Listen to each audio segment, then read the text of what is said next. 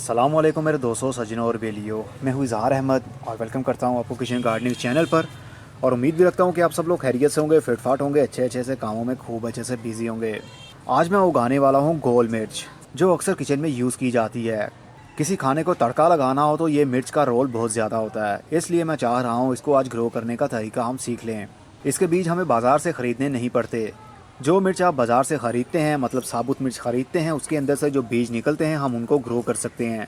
लेकिन बहुत ज़्यादा पुरानी मिर्च हो तो उसके सीड की जर्मिनेशन में प्रॉब्लम हो सकती है। अब ये कितने पुराने हैं ये हमें नहीं मालूम, और इस मिर्च को किस तरह ड्राई किया गया है, मतलब धूप में किया गया है या शेडी एरिया में किया गया है, इसका भी हमें मालूम नहीं है।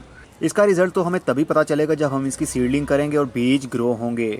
अगर बीज की जर्मिनेशन शुरू हो गई तो हम समझेंगे बीज अच्छे थे। जो बाज़ार से मिर्च मिलती है साबुत, वही आप ले आइए और उसके अंदर से बीज निकाल लीजिए। काफ़ी सारे बीज हैं इसके अंदर।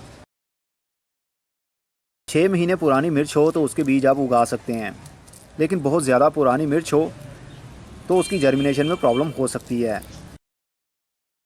कुछ बीज ख़राब भी होते हैं, जिस तरह ये आप देख सकते हैं। ये काफ़ी छोटे बीज थे, इसलिए ये ठीक से बड़े नहीं हो पाए और मिर्च को उतार लिया गया। इस वजह से इनका साइज़ यहीं पर रुक गया और ये काले हो गए। तो ये हैं हमारे पास काफ़ी सारे बीज। होपफुली ये अच्छे से ग्रोथ भी करेंगे। जो आपको सही सीड नहीं लगते उनको आप बीच में मत रखिए, उनको आप फेंक दीजिए। हम ओनली सीड्स को ही, जिनकी हेल्थ हमें अच्छी लग रही होगी, उसी को ग्रो करेंगे। तो चलिए फिर अब इसको उगाते हैं। सीडलिंग करने के लिए मैं 5 इंच का प्लास्टिक का गमला यूज़ कर रहा हूँ, और इसके अंदर जो सॉइल यूज़ हो रही है उसमें मिट्टी बिल्कुल भी नहीं है। इसमें 80% पीट मोस है और 20% पत्तों की खाद है, मतलब जिसको लीव कंपोस्ट भी बोलते हैं। पत्तों की खाद 20% और पीट मोस 80%। मिक्सअप करने के बाद गमले के अंदर भर लीजिए और इसके ऊपर हम सीड्स को स्प्रिंकल करेंगे। होपफुली इनकी जर्मिनेशन अच्छे से शुरू होगी और जो पौधे हमारे पास बन पाएंगे उनको लाल मिर्चें भी लगेंगी। जो बीज एक दूसरे के साथ टच हो रहे हो उसको थोड़ा सा अलग कर लीजिए। अब हम सीड्स को कवर करने के लिए वही चीज़ यूज़ करेंगे जिसकी हमने नीचे बेडिंग की है। इसकी सीडलिंग आप सर्दी शुरू होने से पहले भी कर सकते हैं और गर्मी शुरू होने से पहले भी, मतलब बाहर के दिनों में भी की जा सकती है। जैसा कि बाहर के दिन शुरू हो चुके हैं, फरवरी की आज 12 तारीख हो चुकी है। अगर चाहें तो सितंबर और अक्टूबर के महीने में भी इसकी सीडलिंग की जा सकती है, लेकिन बहुत ज़्यादा ठंड में और बहुत ज़्यादा गर्मी में इसकी सीडलिंग नहीं की जाती। जैसे दिसंबर और जनवरी के महीने में काफ़ी ठंड होती है और जून जुलाई के महीने में काफ़ी गर्मी होती है।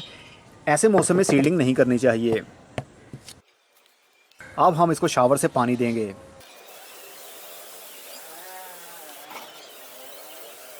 और अब हम इसको रख देंगे शेडी एरिया में, या धूप में भी रख सकते हैं, नो इशू। अगर धूप में रखते हैं तो गर्मी ज़्यादा होने की वजह से पानी बार बार ड्राई हो सकता है और आपको बार बार पानी का शावर करना पड़ेगा। अगर कंप्लीट ऊपर वाला सरफेस एरिया सोल का ड्राई हो जाता है तो सीड की जर्मिनेशन में प्रॉब्लम होती है, और अगर बहुत ज़्यादा हम पानी दे देते हैं तो सीड गल भी सकते हैं। इसलिए आपको एक बैलेंस रखना पड़ेगा। शेडी एरिया में ही रखें जहाँ पर थोड़ी सी धूप भी आती हो और ज़्यादा देर तक छाँव रहती हो, तो ऐसी जगह पर सीड की जर्मिनेशन अच्छे से शुरू हो जाती है। और अगर धूप में रखते हैं तो भी अच्छा रिजल्ट मिल सकता है, अगर आप पानी के ऊपर ज़्यादा फोकस रखें, ध्यान रख पाएँ तो।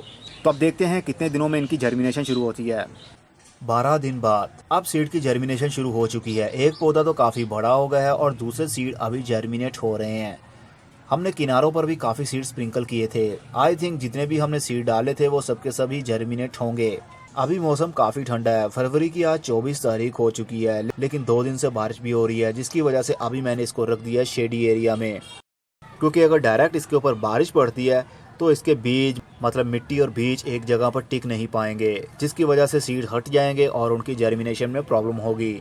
बहुत सारे पौधे हैं मेरे पास, मतलब सीडलिंग की हुई, जिनको मैंने अभी शेडी एरिया में रख दिया है, जिसके ऊपर बारिश डायरेक्ट नहीं आ सकती।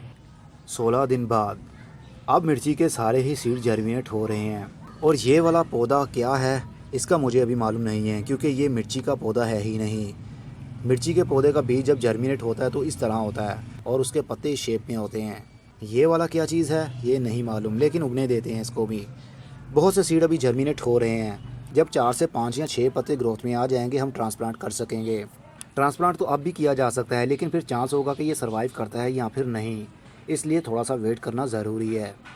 22 दिन बाद गोल मिर्च की सीडलिंग तो शुरू हो रही है, लेकिन साथ में कुछ और सीड भी जर्मिनेट हो गए। वो सीड बेसिकली इस सॉइल के अंदर पहले से ही मौजूद होंगे। जो सॉइल मैंने यूज़ की थी सीडलिंग के लिए, इसके अंदर पहले भी मैंने सीडलिंग की थी। वही सॉइल मैंने दोबारा यूज़ की मिर्चें उगाने के लिए, लेकिन उसके अंदर टमाटर के सीड भी जर्मिनेट हो गए। और ये वाला आई थिंक खरबूजा है, खरबूजा हो सकता है, तर या खीरा हो सकता है ये।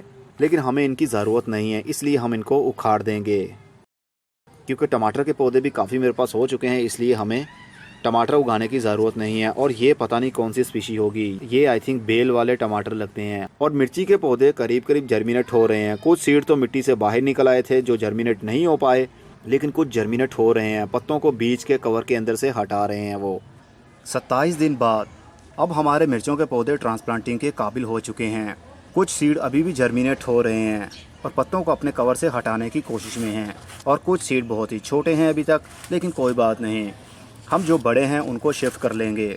और इसके लिए जो मिट्टी यूज़ कर रहा हूँ उसमें बालू मिट्टी और कंपोस्ट है। 50-50 का कम्बिनेशन है ये, आधी मिट्टी और आधी कंपोस्ट। क्योंकि मिर्च के पौधे को रिच सॉइल जिसके अंदर ज़्यादा ताकत हो वो अच्छी लगती है, मतलब जिसके अंदर फर्टिलिटी ज़्यादा हो, खाद ज़्यादा यूज़ की गई हो, चाहे केमिकल के रूप में हो चाहे ऑर्गेनिकली हो। अगर इसको प्रॉपर खाद ना दी जाए तो इसके पत्ते मुड़ने लगते हैं, जिस तरह इसको फंगस खा रहा हो या कोई बीमारी लग गई हो। लेकिन बेसिकली वो खाद की कमी होती है। इसलिए रिच सॉइल के लिए मैंने 50-50 का कम्बिनेशन यूज़ किया है। कंपोस्ट आप कोई सी भी ले सकते हैं, चाहे वर्मी कंपोस्ट हो, चाहे लीफ कंपोस्ट हो, या फिर शुगर कैन मड कंपोस्ट हो। लेकिन अगर गाय का गोबर आप यूज़ कर रहे हैं तो 50-50 मत कीजिएगा। 3 हिस्से मिट्टी कीजिएगा और 1 हिस्सा गाय का गोबर मिक्स कीजिएगा। क्योंकि मोस्टली ऐसा होता है कि हमें डिकम्पोज गाय का गोबर जल्दी अवेलेबल नहीं होता, और हम नॉर्मल गोबर को ही जो ड्राई किया होता है, भरी किया होता है, हम उसको डिकम्पोज समझ लेते हैं। लेकिन ज़्यादा यूज़ करने की वजह से हमारे पौधे बर्न हो जाते हैं, जल जाते हैं। इसलिए गाय का गोबर आप 1 हिस्सा यूज़ कीजिए और मिट्टी 3 हिस्से। पौधों को बहुत ही आराम से निकालते जाइए और शिफ्ट करते जाइए। ये देख सकते हैं कैसी रूट्स इसकी डेवलप हो रही हैं। इसको लार्ज स्पेस की ज़रूरत है अब।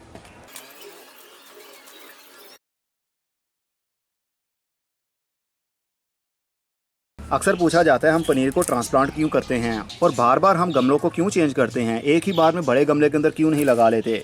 तो आप ऐसा भी कर सकते हैं, मैं छोटे गमले के अंदर लगा रहा हूँ क्योंकि मुझसे केयर हो पाएगी अच्छे तरीके से।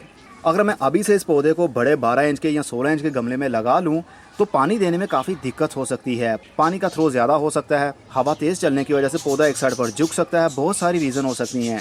इसलिए छोटे गमले के अंदर हम अच्छे तरीके से इसकी केयर कर पाएंगे, पानी इसी हिसाब से देंगे।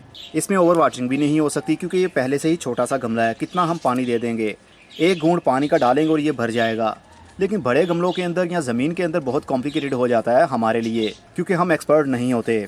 अगर आप एक्सपर्ट हैं तो आप डायरेक्ट ही बड़े गमले के अंदर लगा सकते हैं या ज़मीन के अंदर भी ट्रांसप्लांट कर सकते हैं। लेकिन मैं ऐसा नहीं करता क्योंकि मैं चाहता हूँ स्टेप बाय स्टेप लेकर चलूँ।